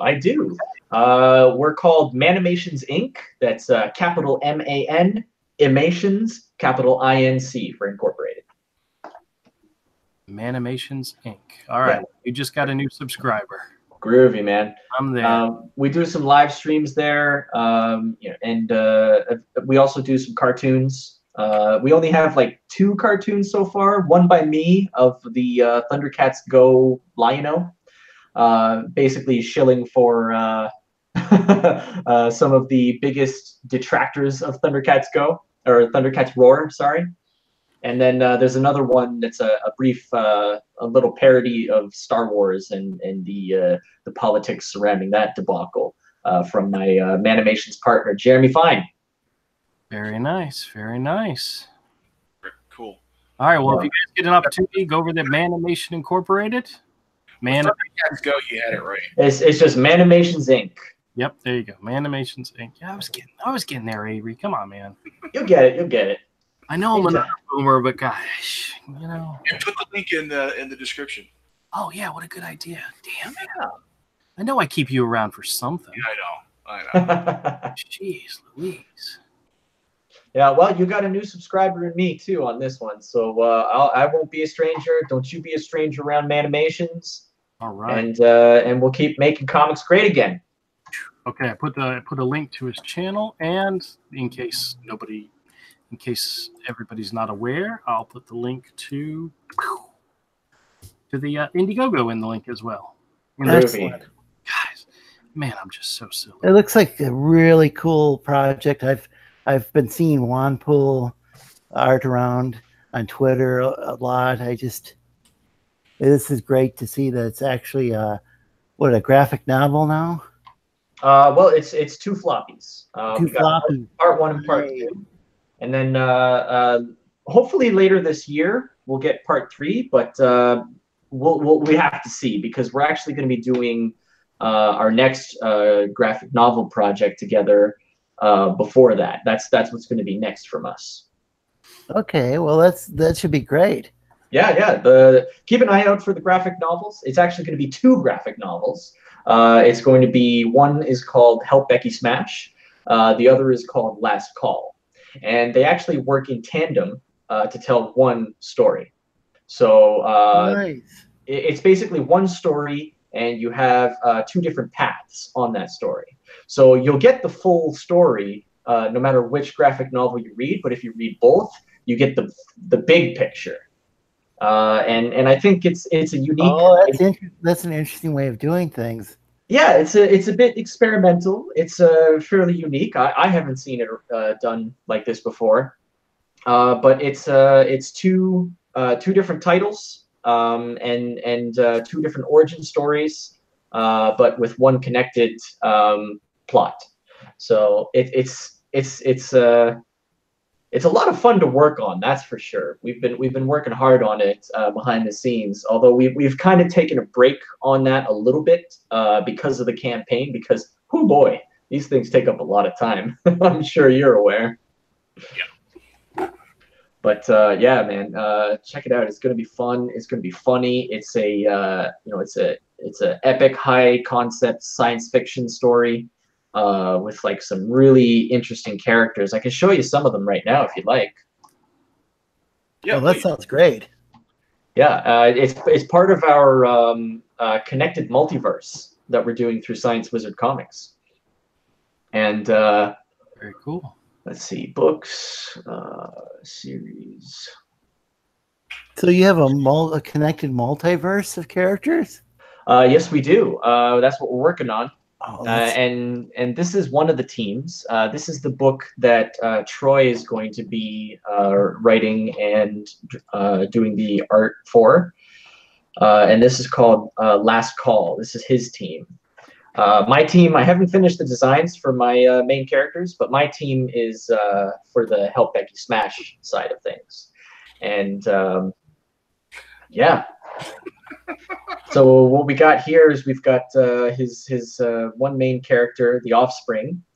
She is a yoga instructor from Earth that accidentally bonds to a eldritch god and finds herself on a space station in the middle of who knows where, and where that is will become clear in the story. And it is actually the hub of our multiverse. Wow. And then we've got Trio. He's a welder that is on that space station, part of a refugee colony that is stowed away on the station. They're cracking me up. That design's cracking me up. Yeah. Trio's an interesting character. He's real clumsy. You know, that tall, gangly, lanky kind of dude. And you know, he really just wants to be one of the big dogs. You know what I mean? He wants to be a somebody. He wants all the ladies to be wanting him. You know, oh my God, it's Trio. Ooh, I got to get me some of that. And then we've got Jason here, and he is an ex-cop who has found himself working as a sort of diplomat almost on this space station by chance. But really, you know, and he has to take that because he needs the money to pay for his alimony. Sounds true to life. Even in space, alimony's gonna get you. And then this short little cutie over here on the right, that is Una, and she is one of the keepers of the space station that they all meet up on and you know, find their way to each other on. But you know, she's the type that longs for something more. She longs for adventure. She longs to stand out, and sort of goes against everything that her species culture kind of holds dear. So yeah, we got a lot of fun characters. We've been building a big roster of characters to draw from for our stories, and we have a lot of opportunities for people to get their you know, to contribute to this multiverse as well, because we really want it to be a hub of the indie multiverse ultimately. And so, you know, we've even got characters that have been designed for us from some of the bigger people too, that are going to take part in the story. Ibai Canales has designed a character for us. Wow. And he's going to be a big part of the Help Becky Smash book. Danku the artist has also designed a character for us. If you've seen Danku's stuff, he's got some spicy stuff, and he created a character for the Help Becky Smash side as well. Or rather, he created a character for the multiverse that I've decided to use in the Help Becky Smash story because she fits so well. And even Tim Lim has created a character for another book that's going to be coming out sometime in 2020. Wow, that sounds interesting. Yeah, and it takes part the multiverse, the space station that is the hub of it, that all of this kind of revolves around, all of these science fiction books that we're using, that we're creating, you know, for this multiverse. It's called PTSD AD. That's the name of our multiverse. You know, you've got Marvel's got the 616. We've got PTSD AD. What PTSD AD stands for? Well, you'll have to read and find out. That too is part of the world building within it. So right. It's fun. Nice. It's fun. Nice little tease there. Nice little tease. Thanks. I think people will get a kick. I think people will get a kick out of it. We're working on some really, really fun stuff at Science Wizard. I like that the sci-fi elements, and it's on a space station. It sounds like. Yeah. It's gonna be... I guess that's. I probably can get some friends interested in that. Oh, totally. But are they all slee stacks? Because I got some friends who are like into their Trekkies, Trekkers, whatever. The last thing you want to do is like set up at a convention and have a bunch of slee stacks hanging out around your table, and you know, there's fans, and then there's, you know, fans. Andrew, I gotta take off, man. Oh, okay. All right, Avery. I'll talk at you tomorrow. Okay. Take care. We lost Kodiak too. What's that? We lost Kodiak too. Oh no! He didn't even say anything. Where are they going? Want to see the character that Tim Lim designed for us? Sure. Oh, that sounds really cool. Yeah. I bet you'll never guess what he looks like. A bunny? Trump? Kablam! There we go. Yeah, it looks exactly like Trump. Yeah. Absolutely. He's a fun character. I've actually been writing the Gatecrashers story. I've already got the outlines for 4 issues finished, and I think Fennec's one of my favorites. We've actually got 4 characters for the Gatecrashers book, and they're all homages to different books that inspired me to start Science Wizard Comics. From the greater Comics Gate universe, you know. So obviously, Fennec here is a shout out to Tim Lim and the his books. My Hero Macadamia, which was a big one for me. Like that really, I love that book. It's so funny. Yeah. And it's got the Marlon Bundo character. You can't keep bunnies out of his stuff. Tim was a big inspiration for me. Such a great guy, salt of the earth. Can't say enough nice things about him. And then of course there's Black Hops, which is a great comic with a bunny. Oh yeah, I haven't read it, but I've read what I've read about it. Sounds excellent. Yeah, if you get a chance, definitely pick it up because it's also a really good book. Because it's like a straight up serious military action comic, but with the main character as a bunny, and just the fact that the main character is a bunny, that's where all the comedy comes from. The fact that they have a bunny and they take it so seriously. Fun fact. Black Hops is actually the first appearance in a printed comic book of Juanpool. Oh, really? Yeah, little Easter egg there for you. And Nice. with Walmite Second Term, there is a one-page crossover comic of Juanpool with that universe as well. Very cool. I love the orange and green gun. That's just fantastic. Yeah, so that's one of the characters. That's Fennec, and he's of course inspired by the Black Hops and My Hero Macadamia team. This here is Luna. Of course, she is our homage to the Jawbreakers book, which kind of started my resurgence of passion for comic book creating. Very So cool. that's Luna. She's a good girl. Yeah. She's a dog in a mech suit, basically. I follow Luna on Twitter. we chose a different kind of dog. I wanted a pit bull, Yeah. of course, because I like pit bulls. But there's more to it because she's a very soft-spoken character. She's very docile and very shy. You treat her well, she'll treat you well. But you get on her bad side, and she'll go for the jugular. All right. That's great. And there's two other characters that round out the team. The first up is, if I can find her. Where the hell did she go? Oh, right, she's at the top. So this is Crimson Silky, and she is our homage to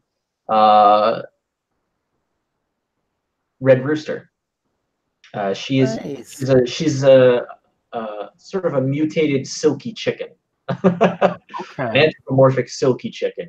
They've got like the blue beaks and the kind of fluffy, poofy fur. So and they got sort of like a black skin underneath too. So I thought that was a really cool aesthetic. I didn't want to go with like a rooster, but I wanted to make it a lady. And she's Russian. She's hard as nails. She's an assassin, and she's one tough cookie. And she's got revenge on her mind all the time. Very cool. Very no nonsense lady, and I think people are really going to like her too. She really rounds out the team. We've got a lot of interesting characters, and then of course we've also got one of my contributions along with Luna there, along with Silky, is Robotoad. Oh. And he's a fun character. He's Canadian. He's got a beautifully coiffed head of hair, and he's not actually a cyborg. What he's got on here are actually prosthetics that actually go over his arm and leg. I was gonna say somebody wants to get sued. No, I'm just Yeah, kidding. he's more of a bit of a botched experiment, if you will. Is he a tribute to Ethan? Cyberfrog? Indeed. That is what what this is an homage to, but it's also a little bit of an homage to some other things. I won't say what yet. I want to leave that for the comic because that's a fun scene. Yeah, you don't want to give it all away. Oh yeah, but he's actually a bit of a failed experiment because his left arm and his legs are underdeveloped. So while his right arm is like fully developed and he's got that big muscular arm, the other three are kind of like small and vestigial. So he's got these prosthetics to kind of even things out and give him a proper physique. So if you actually take off his robot pants, he's got these teeny tiny little baby frog legs kicking around. Very cool. Very cool. Well, Josh, we are going to have to wrap up. No worries. Hey, thanks for having me on. Thanks for shooting the shit with me and letting me show my stuff, my wares. Awesome. Even on a high note too. Yeah. I hope so. I try. So 30 hours would put you where at like the beginning of, let's see, 24 hours from now, be tomorrow night. So 6 more hours. So 6. Well, we're up to 998, 94. Yeah. We're just a teeny tiny bit over 100. Just a what is it like $106? This would put the campaign ending like at 3 o'clock on Sunday morning. Something like that, yeah. That's crazy. That's crazy. I don't know. Maybe I'll extend it so that we have all of Sunday. But yeah, we're just barely over $100 to get to that finishing line of 10K. So man, thank you guys so much. Whoever in the chat, whoever in this stream has been hitting those up and buying those books. Thank you so much. I know you guys are gonna love them, and we can't wait to get them out to you. Yeah, we're working hard. This is so cool to see this. I'm real excited for this, and I'm definitely going to back their campaign. Thanks, I've been seeing Juanpool on Twitter and retweeting Juanpool for months, and now your efforts have not been in vain. I can assure you. We definitely have some pretty amazing people out there. So yeah, I was just a little confused before about where to get it. Now I see it's on IndieGoGo in a floppy form.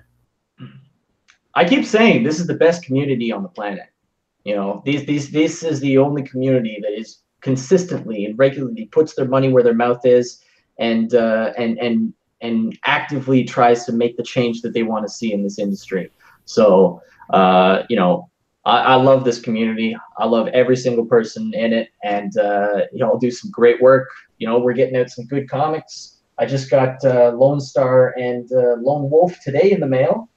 Very cool. Nice. I've got 3 of my 4 copies of Jawbreakers. I've got my Blue Mamba, and a few others too. You know, it's you know, Comicsgate delivers.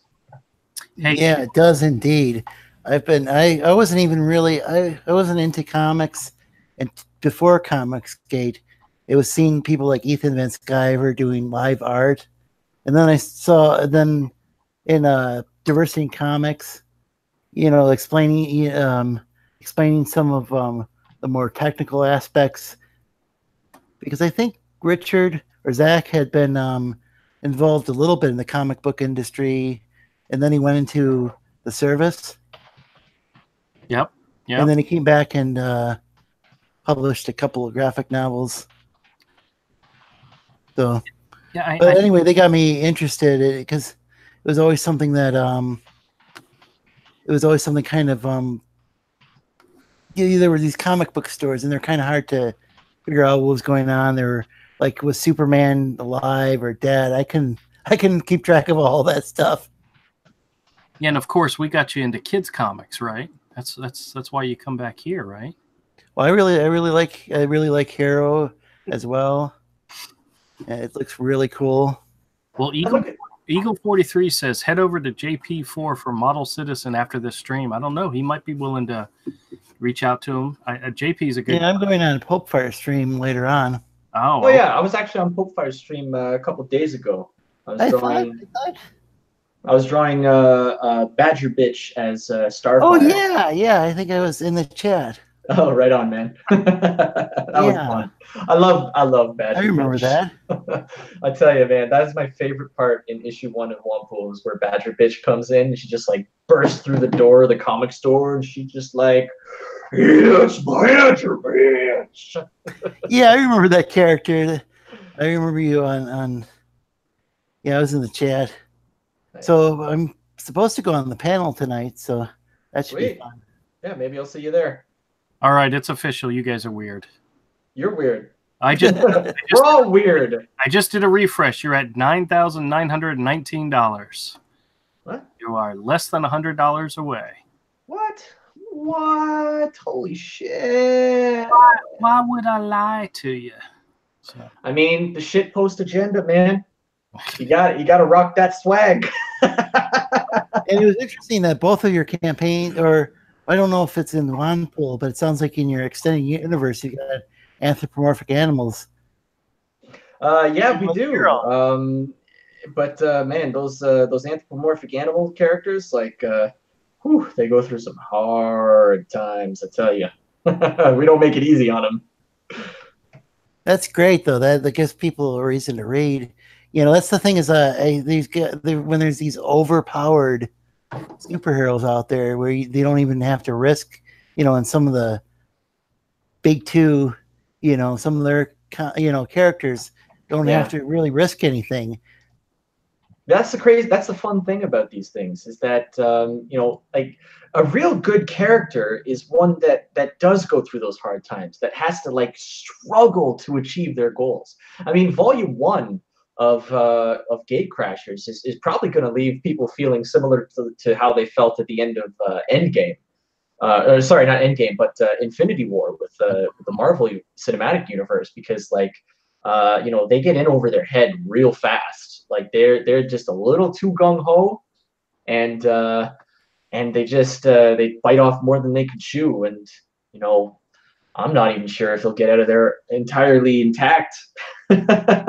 Sometimes that leads to good drama. Yeah, when I was a kid, I mean, even though I didn't read the comic books, I'd see like Superman, and sometimes he'd be exposed to kryptonite, and I didn't know what would happen. I'd just kind of start worrying for Superman. Is he going to make it? How's he going to get through this? And and that's an important thing.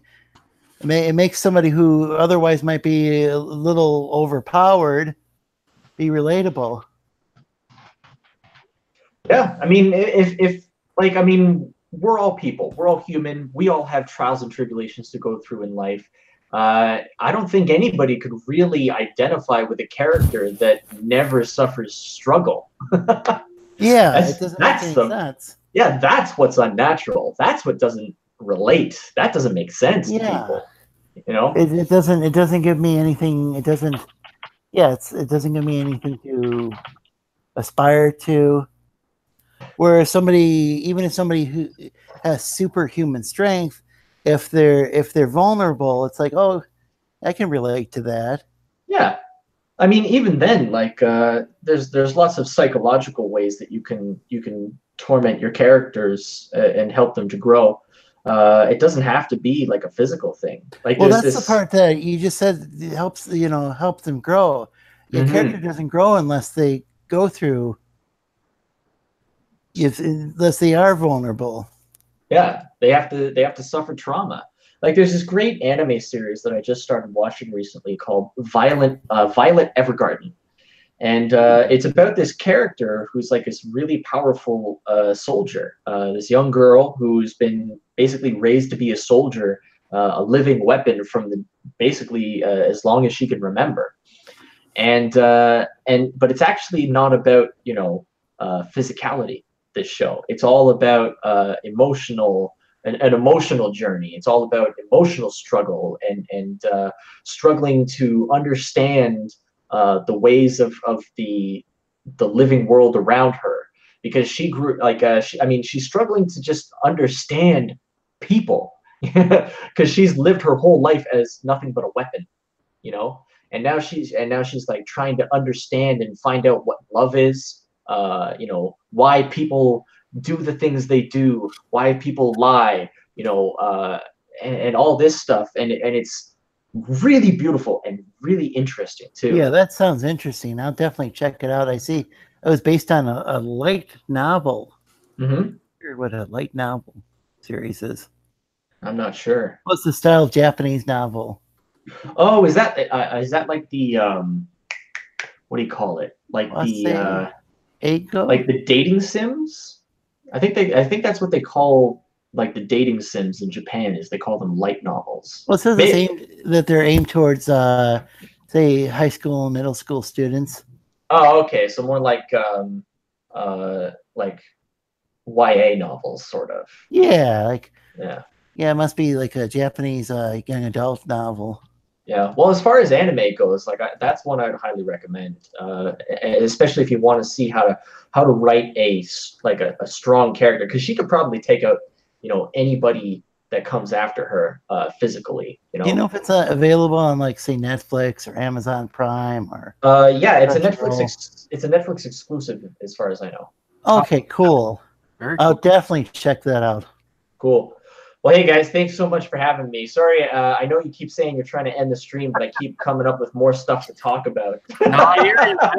Well, we do this Monday, Wednesday, and Friday at 7:30. We usually go for about an hour because Avery has to be up at work early, but we got rid of him early, so we were able to talk a little bit longer. But it is a good time, and you're welcome back anytime, Josh. Absolutely. Hey, thanks, man.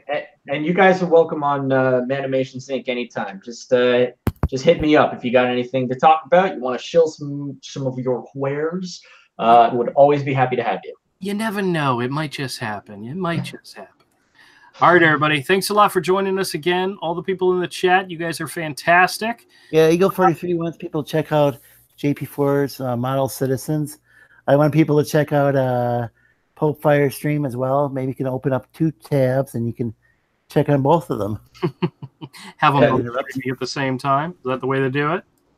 Well, thanks so much for having me, and take care, guys. I'm Josh, the Amazing Animator. Josh Van Haltren, the owner and operator of Science Wizard Comics. There's the Shitpost Agenda T-shirt that we're offering with the campaign. You'll only be able to get this shirt through the campaign. It's through Crypto Fashion. They do a great job, so it's a very nice T-shirt. Oh, yeah. Yeah, we've got all the sizes. Are you on Twitter? I'm on Twitter. It's at MORDENNIGHT. That's Mordenite. I'm following you, and you're following me already too. I just didn't know I guess I didn't know your civilian name or whatever. Yeah, Gosh. it's an old kind of name for the internet that I've been using since grade 8.